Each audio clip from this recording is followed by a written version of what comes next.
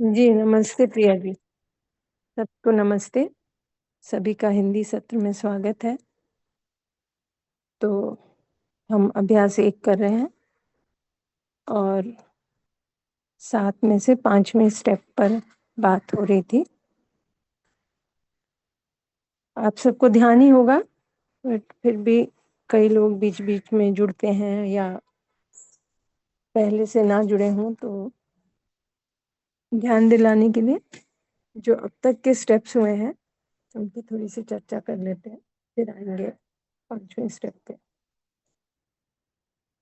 तो अब तक जो बात हुई है, वो ये कि हम चाहते तो हैं सुखी होना हर क्षण, और हर क्षण सुखी रहने के लिए हमें क्या आवश्यकता है कि हम ये देखें कि अपने अंदर जो कल्पनाशीलता चल रही है उसमें चल क्या रहा है,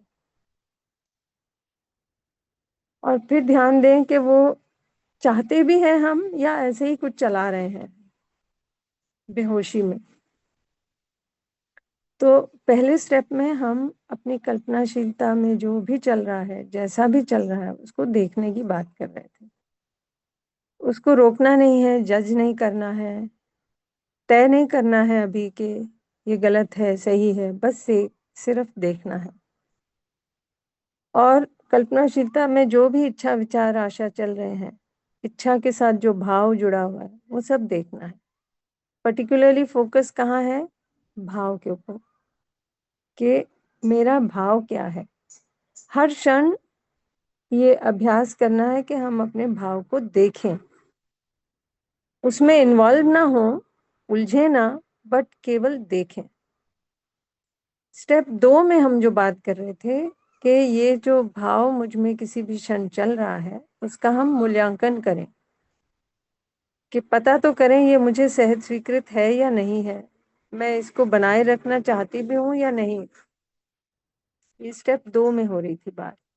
स्टेप 3 में हमने ये बात कही कि ये जो भाव मुझ में चल रहा है किसी भी क्षण, जो या तो मुझे कभी सहज स्वीकृत होता है या कभी नहीं भी होता, इस भाव के साथ मेरी क्या स्थिति है? तो दिखाई देगा कि किसी-किसी भाव के साथ मैं आराम में बनी रहती हूँ और किसी भाव के साथ परेशान हो जाती हूँ।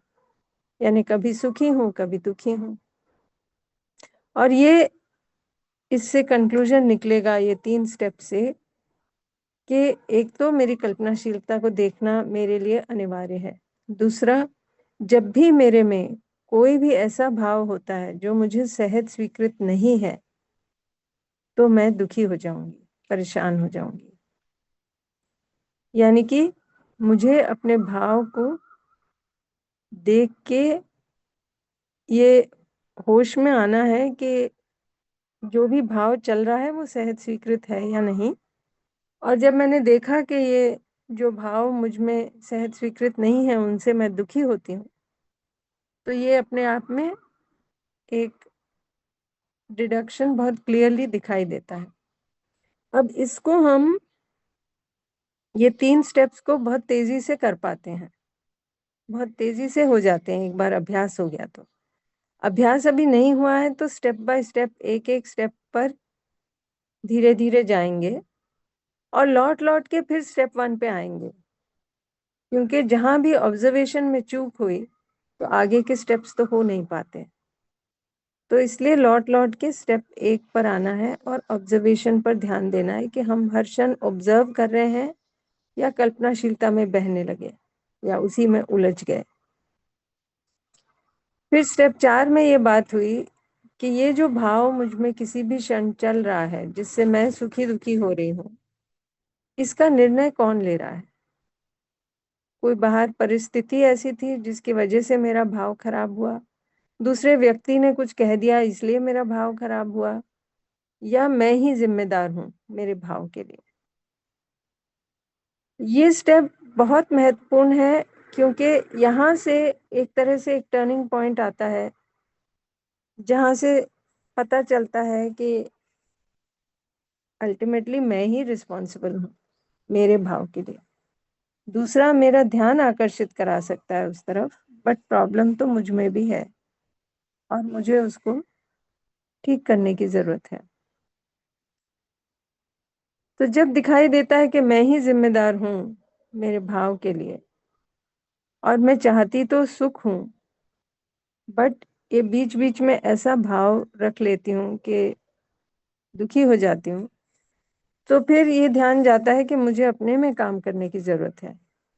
दूसरे को बाहर दूसरे को ठीक करने जाने के बदले पहले मैं अपने को व्यवस्थित कर लूँ, मैं अपने में आराम में आ जाऊँ, फिर दूसरे की भी सहायता कर पाएँगे। तो इससे जो निकल कर आता है निष्कर्ष वो ये आता है कि अब हमें अपने में काम करने की ज़रूरत है। और जो बाहर दूसरों में हम नुक्स निकालते थे, उन उनको उनके बारे में कंप्लेन करते थे, वो सब कम हो जाता है। धीरे-धीरे कम होने लगता है क्योंकि ये दिखाई देता है कि भई हमारे में भी बहुत गड़बड़ चल रहा है। हम पहले इसको तो ठीक करें, फिर बाहर भी देखेंगे। स्टेप 5 में ये बात हुई कि ये जो भाव हम चला रहे हैं, जिसकी ज़िम्मेदारी हमारी है, हम चाहते सुख हैं, बट ऐसे भाव क्यों रख रहे हैं जिससे हम दुखी हो रहे हैं? तो ध्यान जाता है कि अपने आप से पूछते हैं कि ये इसका बेसिस क्या है, फाउंडेशन क्या है? क्या आधार है, जिसके बेसिस पर हमने ये भाव तय कर लिया? तो इससे धीरे-धीरे ध्यान जाता है कि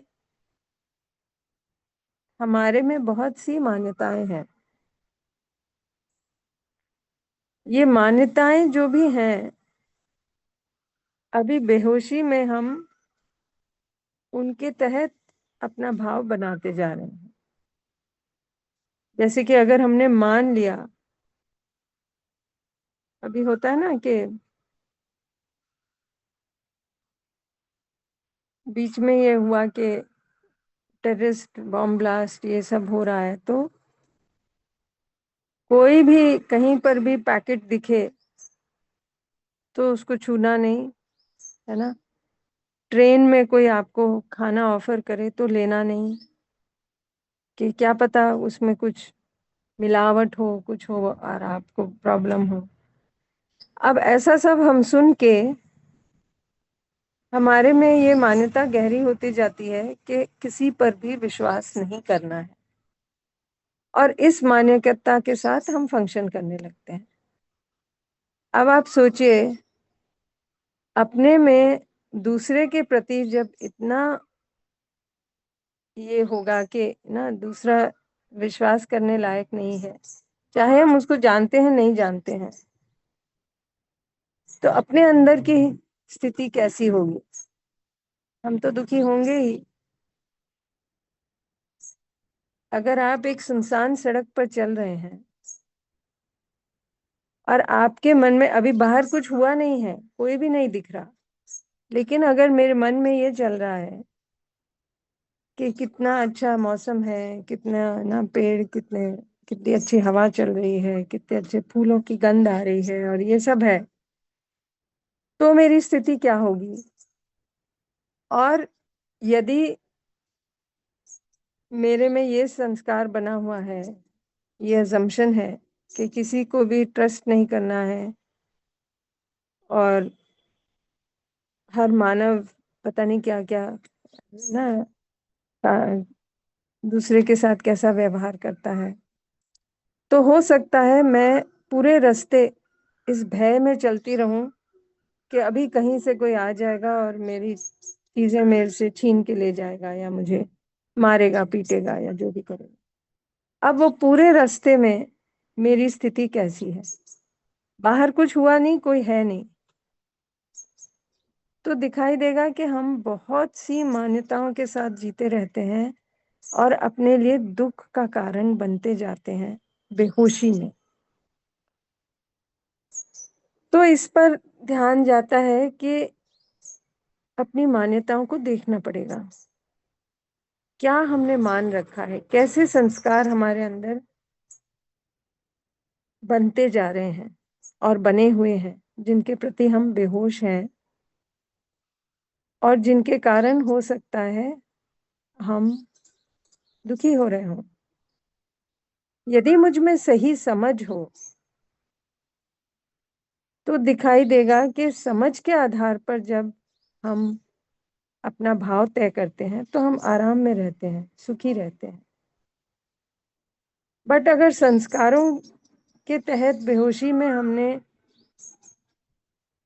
कुछ भाव रखा तो ये तय नहीं है कि हम सुखी होंगे या दुखी होंगे। यदि तो हमारा संस्कार सहज स्वीकृति के लाइन में है तो हम सुखी होंगे, अगर नहीं है तो दुखी होंगे। तो कैसे तय होगा?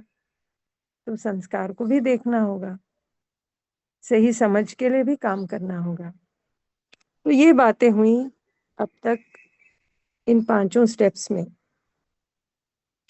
इसी को लेकर हमने अपना जो कल का कार्य था वो भी तय किया था कि हम क्या करेंगे, है ना।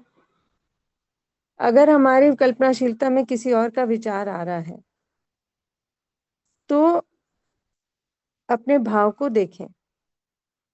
अभी क्या होता है, किसी और का विचार आता है, हम भाव को नहीं देखते, हम उसी कल्पनाशीलता में घुस जाते हैं और उलझ जाते हैं कि वो ऐसा है, वो वैसा है, उसने मेरे साथ ऐसा किया, अब मैं उसके साथ क्या करूं, मिलूं नहीं मिलूं, अवॉइड करूं, ये करूं वो करूं। अब हम उसी कल्पनाशीलता में उलझ गए। तो उलझना नहीं, बट उसको देखना कि मेरे में कैसा भाव बन रहा है ना।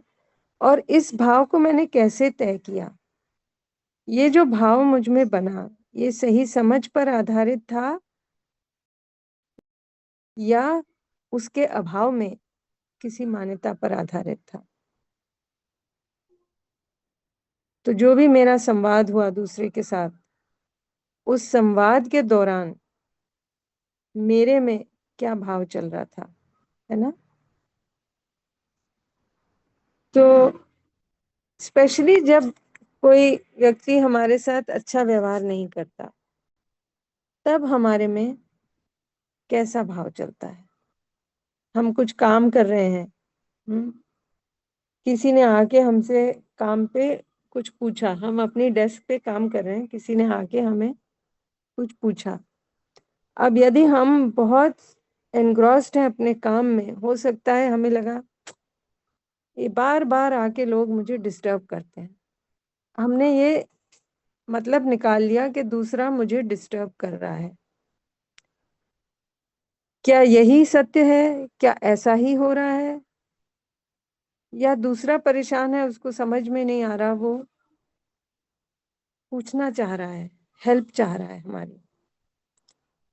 अब देखें कि ना कितना कुछ हमने माना हुआ हो सकता है। तो हमने अपने भाव को कैसे तय किया, इस पर ध्यान जाए।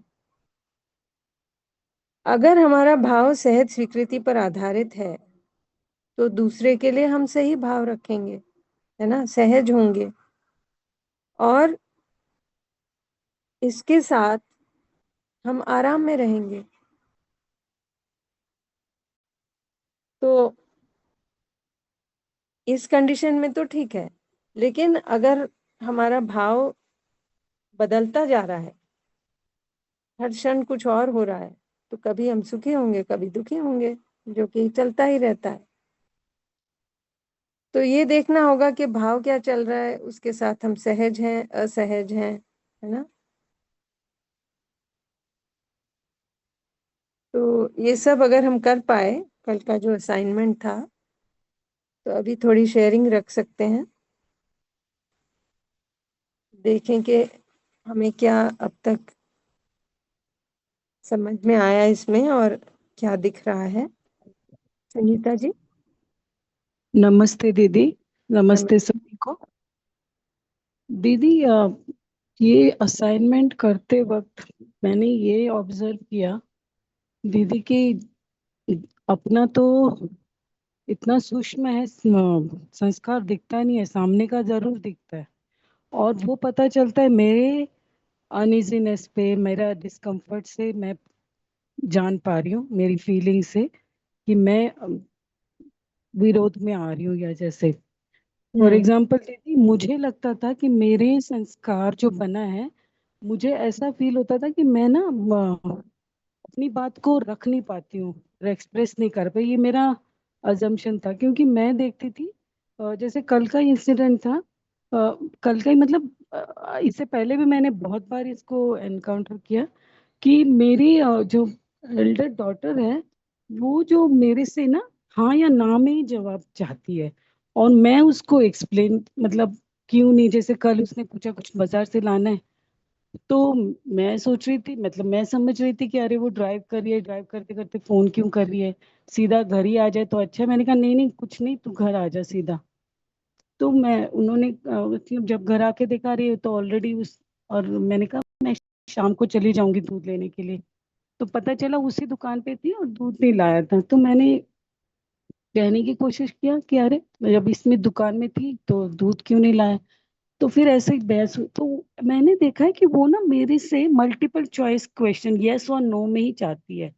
तो उससे क्या हुआ, मेरा एक मान्यता बनी कि शायद मैं ना अपनी बात को एक्सप्रेस नहीं कर, मतलब रखना मुझे नहीं आता है करके, ये मेरी मान्यता बन गई।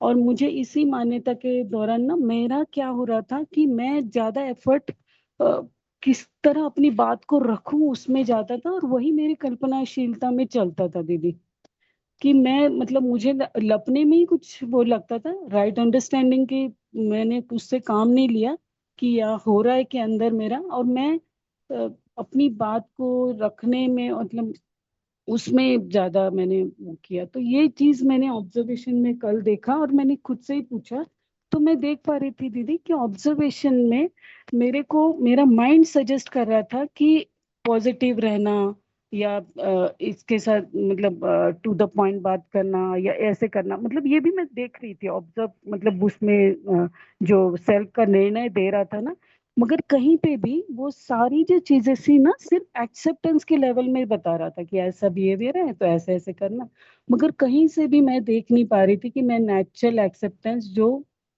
मैं रहूं, मतलब वो नेचुरल एक्सेप्टेंस जो मेरा मतलब है, तो उसमें निरंतरता बनी रहे, मतलब उसका सह अस्तित्व को मैं एक्सेप्ट करूं, जो जैसा है उसमें नहीं पहुंच पा रहा था। तो ये मैंने नोट किया दीदी, कि it is coming from like pre conditioning हो, या अजम्पशंस मैंने जो बनाए अपने लिए भी, और दूसरों के संस्कारों को देखते हुए, तो वो देख पा रही थी दीदी कल का। यस दीदी।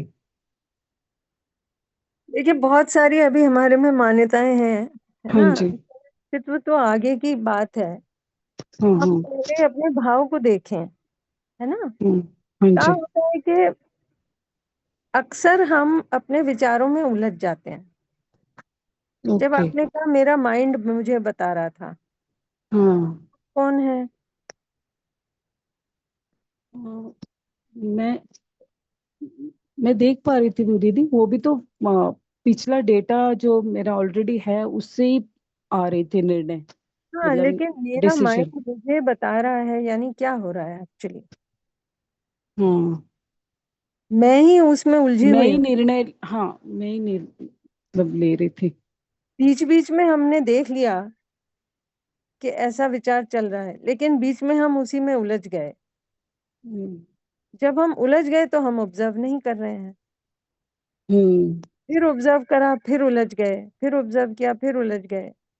ऐसा हो सकता है, चलते जा रहा है ना। बट फाइनलाइज चल रहा है। हाँ, और कॉन्ट्रडिक्टरी थॉट्स हैं, विचार हम्म। तो अंतर विरोध में है। हम हम्म। ऐसा करना चाहिए, नहीं ऐसा नहीं करना चाहिए, ऐसा करना चाहिए। हम्म। तो माइंड मुझे बता रहा है, या मैं माइंड के लेवल पे अपने विचारों में उलझ रही हूँ, ये देखना होगा। मैं उलझ रही हूँ। हाँ। तो हाँ। विचार इम्पोर्टेंट है ना। हम्म। बाहर जीने के लिए विचारों का होना तो है ही इम्पोर्टेंट। ऐसा नहीं कि विचार बेकार चीज है, बट इन विचारों को थोड़ी गाइडेंस चाहिए। हम्म। ये विचार कैसे बन रहे हैं कि हमारा जो भी भाव होता है हमारे अंदर, उसके तहत हमारे विचार बनने लगते हैं। जैसे आपने कहा ना, मुझे दिखाई दिया कि मैं विरोध में आ रही हूँ बीच में। हम्म तो ऐसा हो सकता है कि कभी कभी हम ऑब्जर्व कर रहे हैं, कभी कभी उलझ रहे हैं। हम्म इम्पोर्टेंट ये बात है कि अगर हम सही मायने में देख रहे हैं, हम्म देखते हुए हम आराम में बने रहते हैं, हम दुखी नहीं होते उससे। हम्म ठीक है ना। इवन जब मैं देख रही हूँ कि मेरे में विरोध आ रहा है, तो मैं उससे दुखी नहीं होती। लेकिन जब मैं ये सब चला रही हूँ अपने अंदर कि दूसरे के साथ मैं कैसे पेश आऊं, क्या कहूँ क्या ना कहूँ, ये सब हम्म जब हो रहा है, तब हम्म हम विचारों में उलझ रहे हैं। अच्छा। तो ओके। ऑब्जर्वेशन तो नहीं हो रहा हम्म है ना। क्योंकि ये सब विचार ही है ना। एक विचार ऐसा आता है, दूसरा विचार कोई दूसरे तरीके का आता है।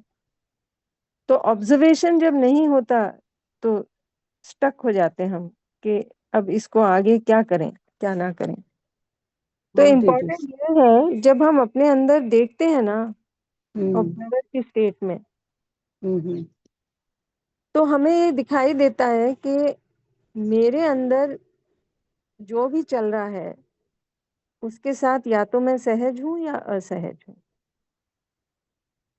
अब सहज हूं, हम्म तो जो भी अंदर चल रहा है वैसा ही हम बाहर व्यक्त कर सकते हैं, क्या परेशानी है। लेकिन जब हम सहज नहीं होते, हम्म तब बहुत कुछ चलता है कि इसको ऐसा बोलना ठीक होगा कि नहीं, ये क्या सोचेगा, हम्म दूसरे को कैसे बोलना होगा, ये तो वैसा नहीं सोचता। हम्म और ऐसा सब ध्यान जाता है।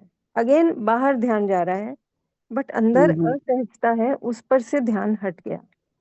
हम्म तो ऑब्जर्वेशन करें, जो भी चल रहा है जैसा भी चल रहा है उसको ऑब्जर्व करें, देख लें और हम्म जाने दें, छोड़ दें। हम छोड़ते नहीं, उसको अच्छा। पकड़ के रखते हैं, हम्म है ना। अब हमें दूसरे के बारे में कोई भी आइडिया लगा कि हम्म वो ऐसा है वैसा है, या वो अभी ड्राइव कर रहा होगा, ये तो हमारा हम्म अनुमान ही है ना। हम्म हमें मालूम तो नहीं है। हम्म तो हम पूछ लेंगे, भाई कहाँ पर हो, गाड़ी हम्म चला रहे हो नहीं, इस तरह का। और वो लाएगी भी तो गाड़ी रोक के शॉप में जाकर ही तो लाएगी, और कैसे लाएगी, है हम्म ना। हम्म तो कहने का मतलब ये कि हम अगर खुद आराम में हो, तो ये पैनिक का स्टेट नहीं आता। हम्म लेकिन हमारे अंदर भाव ठीक नहीं है, तो हम घबरा जाते हैं। हम आगे हम्म का कुछ कुछ सोचने लगते हैं कि ड्राइव करते करते फोन क्यों उठा रही है, ये क्यों कर रही है, वो क्यों। अब हम उलझ रहे हैं, हम्म अपने थॉट्स में उलझ रहे हैं, ऑब्जर्वेशन नहीं हो रहा। ठीक है ना। राइट। इसलिए राइट। परेशानी भी है। हम्म ठीक है ना। अगर हम सहज हैं, देख रहे हैं अपने विचारों को, भाव को, तो हमारा ध्यान रहेगा बाहर भी अंदर भी। और ये हम्म सजगता के साथ हम डिसाइड कर पाएंगे कि भाई अभी उसको क्या कहना है। बहुत से हम्म तरीकों से कहा जा सकता है, एक्सप्रेशन अलग अलग हो सकते हैं, बट क्या एक्सप्रेशन यूज करना है वो बहुत क्लैरिटी से समझ में आएगा, क्योंकि हम ऑब्जर्व कर रहे हैं, उलझे हुए नहीं हैं। लेकिन जब हम उलझे हुए हैं, तब वहां गड़बड़ होती है। यस। यस दीदी। या और लास्ट मुझे यही